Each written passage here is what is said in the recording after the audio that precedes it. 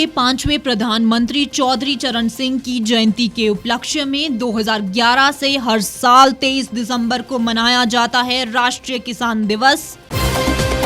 WHO chief ने जताया blanket booster dose से थमेंगे नहीं, लंबे वक्त तक चलेगी महामारी। हरीश रावत के समर्थन में उतरे विधायक और सांसद, बोले घोषित करे मुख्यमंत्री का चेहरा।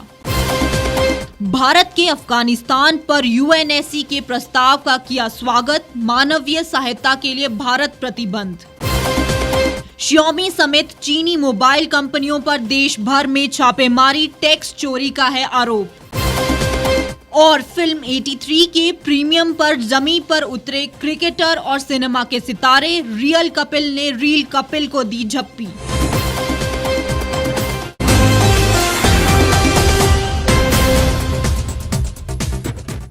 नमस्कार, स्वागत है आपका द रीव टाइम्स न्यूज चैनल में। मैं हूं दीप्ति ठाकुर। अब खबरें विस्तार से। भारत में 23 दिसंबर के दिन को किसान दिवस के रूप में मनाया जाता है। इसी दिन भारत के 5वें प्रधानमंत्री चौधरी चरण सिंह का जन्म हुआ था, जिन्होंने किसानों के जीवन को बेहतर बनाने के लिए कई नीतियों की शुरुआत की थी। भारत सरकार ने वर्ष 2001 में चौधरी चरण सिंह के सम्मान में हर साल 23 दिसंबर को किसान दिवस के रूप में मनाने का फैसला किया था। उन्होंने 1979 और 1980 के बीच प्रधानमंत्री के पद पर कार्य किया। चौधरी चरण सिंह के कारण ही देश में जमींदारी प्रथा खत्म हुई थी। वह देश के जाने माने किसान नेता थे, जिनका राष्ट्रीय राजनीति में अहम योगदान रहा। चौधरी चरण सिंह का जन्म 1902 में नूरपुर, मेरठ, उत्तर प्रदेश में एक मध्य वर्गीय किसान परिवार में हुआ था। उन्होंने 1923 में विज्ञान में BA की उपाधि प्राप्त की। इसके बाद 1925 में आगरा विश्वविद्यालय से MA की उपाधि प्राप्त की। वह कानून के प्रैक्टिशनर भी थे और देश के स्वतंत्रता संग्राम में सक्रिय भागीदार थे। एक मध्य वर्गीय परिवार में चौधरी चरण सिंह देश के किसानों से गहरे जुड़े हुए थे और ग्रामीण भारत के लिए काम करना चाहते थे। चौधरी चरण सिंह द्वारा तैयार किया गया जमींदारी उन्मूलन विधेयक राज्य के कल्याणकारी सिद्धांत पर आधारित था। इसके कारण ही उत्तर प्रदेश में 1 जुलाई 1952 को जमींदारी प्रथा खत्म हुई थी और गरीबों को उनका अधिकार मिला था। चौधरी चरण सिंह ने 1954 में किसानों के लिए उत्तर प्रदेश भूमि संरक्षण कानून को पारित कराया और 3 अप्रैल 1967 को वो यूपी के CM बने। उसके बाद उन्होंने 17 अप्रैल 1968 को पद से इस्तीफा दे दिया था और राज्य में दोबारा चुनाव करवाए गए। इन चुनाव में उन्हें जीत हासिल हुई और दोबारा वो 17 फरवरी 1970 को प्रदेश के CM बने। राष्ट्रीय किसान दिवस 23 दिसंबर को भारत के 5वें प्रधानमंत्री चौधरी चरण सिंह की जयंती के उपलक्ष्य में पूरे देश में मनाया जाता है। चौधरी चरण सिंह ने ही कृषि क्षेत्र में कुछ सबसे उल्लेखनीय सुधार किए।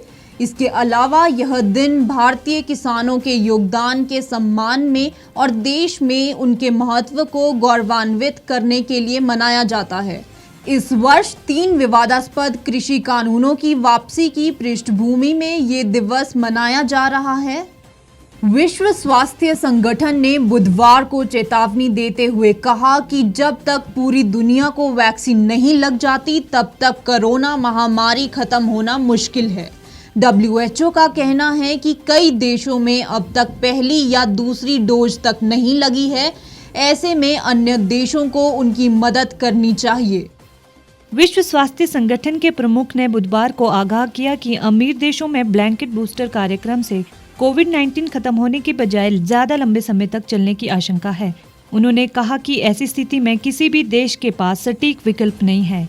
WHO के महानिदेशक टेड्रोस अधनोम घेब्रेयेसस ने कहा कि मौतों की संख्या को कैसे कम किया जाए, इस पर ध्यान देना चाहिए। टेड्रोस ने कहा कि टीकों ने इस साल कई लोगों की जान बचाई है। वैक्सीन लगाने के बाद मौत होने का खतरा बहुत कम रह जाता है। हम सभी को अतिरिक्त सावधानी बरतने की जरूरत है, क्योंकि नया वेरिएंट बेहद खतरनाक है। सभी देशों को टीकाकरण पूरा करने में मदद की जानी चाहिए। टेड्रोस ने कहा कि जब तक हम पूरी दुनिया को टीका नहीं लगा देते, मुझे नहीं लगता हम इस महामारी को खत्म कर सकते हैं।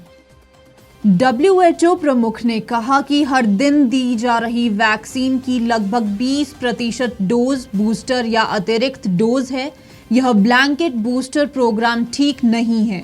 आज भी अफ्रीका में 3/4 स्वास्थ्य कार्यकर्ता बिना टीकाकरण के हैं। WHO के केवल आधे सदस्य देश अपनी 40% आबादी का टीकाकरण के लक्ष्य को पूरा करने में सक्षम हैं। टेड्रोस ने वैक्सीन निर्माताओं और अन्य देशों से कहा कि वे उन लोगों की मदद करें जहां अभी वैक्सीन की पहली या दूसरी डोज नहीं लगी है।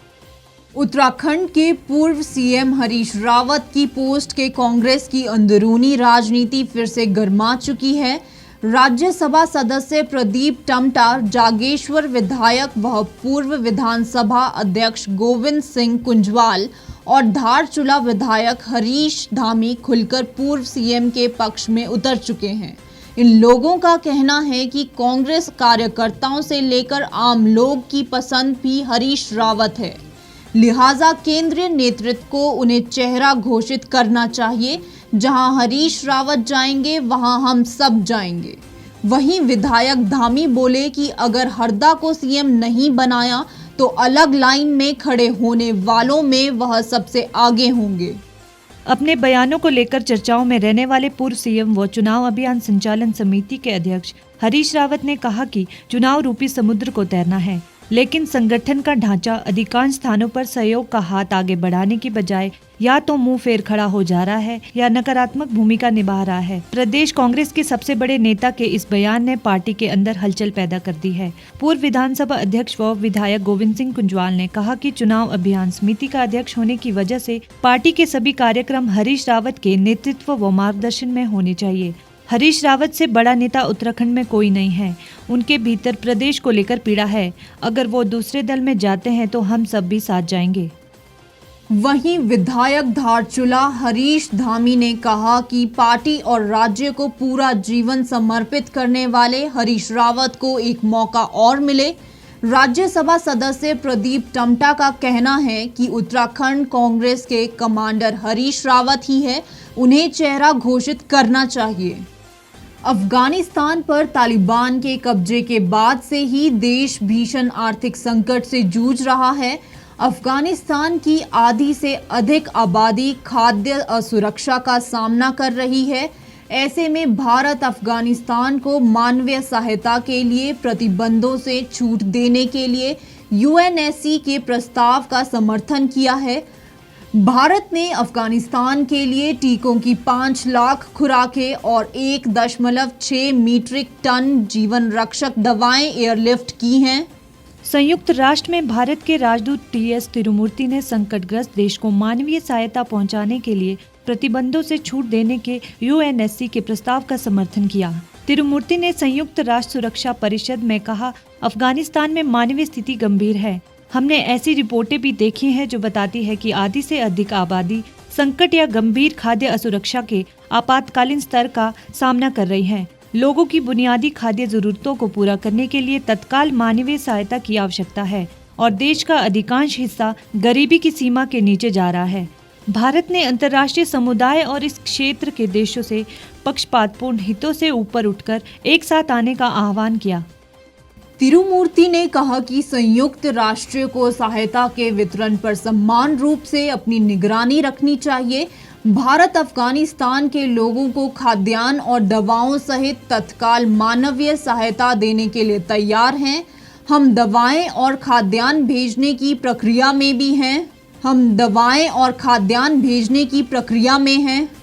Xiaomi समेत कई चीनी मोबाइल कंपनियों के खिलाफ देश भर में इनकम टैक्स ने छापेमारी की है। इन चीनी मोबाइल कंपनियों पर टैक्स चोरी का आरोप है। रिपोर्ट के मुताबिक चीनी स्मार्टफोन कंपनियां टैक्स चोरी के नियमों का उल्लंघन कर रही थी। इसकी वजह से यह चीनी मोबाइल कंपनियां लंबे वक्त से आयकर विभाग के रडार पर थी।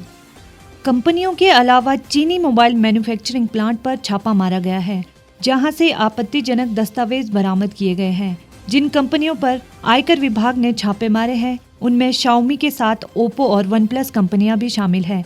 यह छापेमारी दिल्ली, नोएडा, गुरुग्राम, मुंबई, बेंगलुरु, कोलकाता, गुवाहाटी, इंदौर, चेन्नई, हैदराबाद जैसे शहरों में कंपनियों के दफ्तरों में की गई है। वहीं Xiaomi का कहना है कि यह कंपनियों की रूटीन जांच है। आपको बता दें कि इससे पहले कुछ चाइनीज फर्म पर मोबाइल लोन ऐप और ट्रांसपोर्ट बिजनेस को लेकर जांच कंपनियों की रडार पर थी।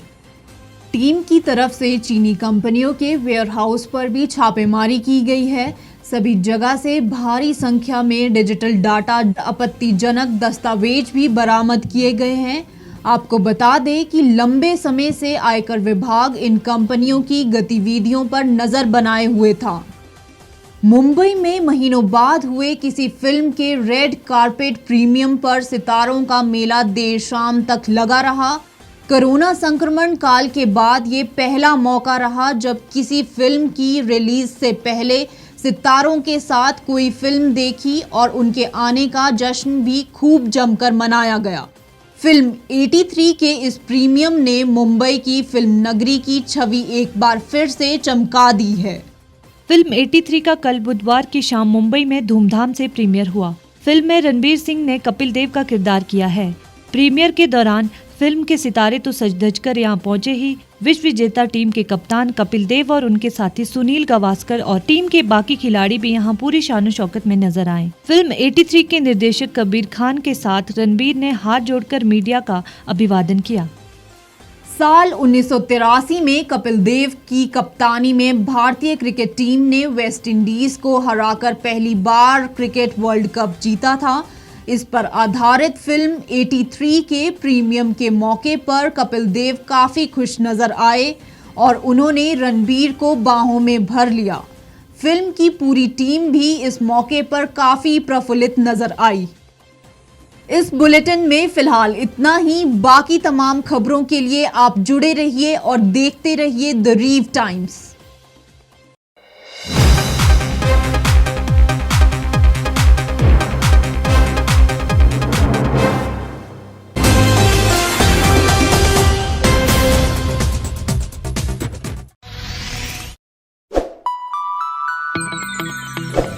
खबरों में बने रहने के लिए सब्सक्राइब करें द रीव टाइम्स, लाइक और शेयर करना ना भूलें। एक छत के नीचे सुविधाओं का अब उठाएं लाभ।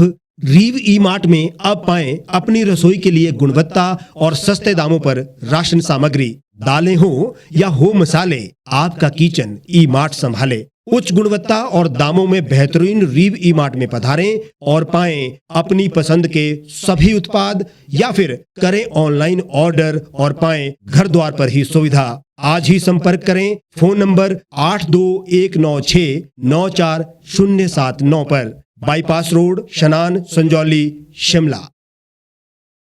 गांव की चौपालों से लेकर संसद के गलियारों तक, गृहिणी के चूल्हे से लेकर निवेश और बाजारों तक, किसानों के हाल से लेकर खेत और खलिहानों तक, शिक्षा और स्वास्थ्य से लेकर खेल के मैदानों तक, संसद के प्रधान से लेकर पंचायत के पंच तक, सेंट्रल हॉल से लेकर ग्राम सभा के मंच तक, हर खबर पर रहेगी हमारी पैनी नजर।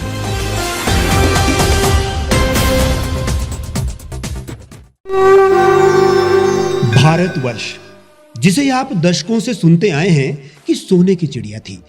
इसके पंख पहले मुगलों ने कुतरे, फिर अंग्रेजों ने, और आज राजनीतिक प्राणी कोई कोर कसर नहीं छोड़ रहे। आज भी लगभग 25 करोड़ लोग रात को भूखे सोते हैं। करीब 2 करोड़ लोगों के पास घर नहीं है। भ्रष्टाचार में हमारा 176 देशों में 80 नंबर आता है। औसतन 100 महिलाओं के साथ हर दिन ज्यादतियां होती है और ना जाने क्या क्या। देश की संसद से कुछ ही दूरी पर चादर लपेटे सैकड़ों लोग सुबह नील गगन के नीचे सोए हुए मिलते हैं। क्या आप एक ऐसे भारत की परिकल्पना नहीं करना चाहेंगे जहां कुछ ऐसा किया जाए कि 1 वर्ष के भीतर देश में कोई भिखारी या लाचार भी आश्रयहीन न रहे? लोगों को सभी सरकारी सेवाएं घर द्वार पर ही प्रदान की जाएं, ताकि दफ्तर या कर्मचारी के चक्कर ना काटने पड़े। भ्रष्टाचार जड़ से समाप्त हो जाएगा। सेवा प्रदाताओं की पब्लिक रेटिंग यानी जनाकलन और तकनीक द्वारा अपराधों का शून्यकरण किया जाए। स्वास्थ्य और आधारभूत शिक्षा सभी के लिए समान गुणवत्ता के साथ निःशुल्क प्राप्त हो, और भी बहुत कुछ। यदि आप इस पवित्र राष्ट्र निर्माण यज्ञ का हिस्सा बनना चाहते हैं तो आज ही राष्ट्रीय लोक नीति पार्टी से जुड़ें। अब देश राजनीति से नहीं, लोक नीति से चलेगा। विजिट करें वेबसाइट rashtriyalokniti.org।